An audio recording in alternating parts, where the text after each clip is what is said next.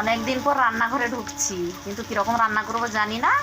রান্না প্রায় হয়ে গেছে। মানে কী বলো তো, সকালে যে মাছ ধরা হয়েছিল, এই যে ভাত করছে, মাছের টক আর মাছের ঝাল করছে পিফা দিয়ে। মা আর একটু কী বলো তো, পিফা পছন্দ। আমি কিন্তু দেখো এখন এসে মা রান্না করছিল, তো এত গরমের রোদে রোদে হেঁটে আসছি, তাই জন্য মাকে বলছি একটু উঠতে। কেন বলো তো, মা গরমে রান্না করছিল, তাই জন্য উঠতে বলছি।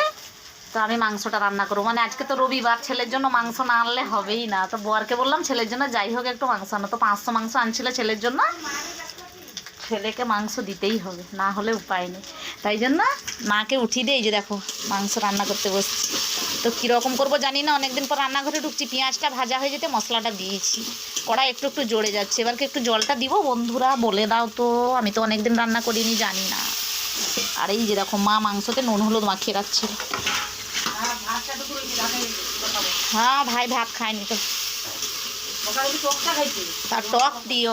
তো আমার ভাইয়ের খাওয়া হয়ে গেছে, টক প্রিয়। মা বলছে আমারও টক প্রিয়, আমার টক আলু ভাতে শাক ভাজা পছন্দ। তো এই গরমে মাংস খেতে কি তোমাদের ভালো লাগে? আমার কিন্তু একদমই ভালো লাগে না। আমার মাছের টক আলু ভাতে শাক ভাজা হলেই হয়ে যাবে। গরম হোক যাই হোক, কি বলো, মাংস দোকানিগুলোকেও তো বাঁচাতে হবে, তাই না? ছেলের জন্য মাংস রান্না করছি, তো তোমাদেরও নিমন্ত্রণ থাকলে তোমরাও চলে এসো বন্ধুরা। এই যে দেখো এইটুকু মাংস রান্না করলেই তাড়াতাড়ি তারপর খাওয়া দাওয়া হবে। তো তোমাদেরও নিমন্ত্রণ থাকলো, তোমরাও চলে এসো, মাত্র 1টা বাজে।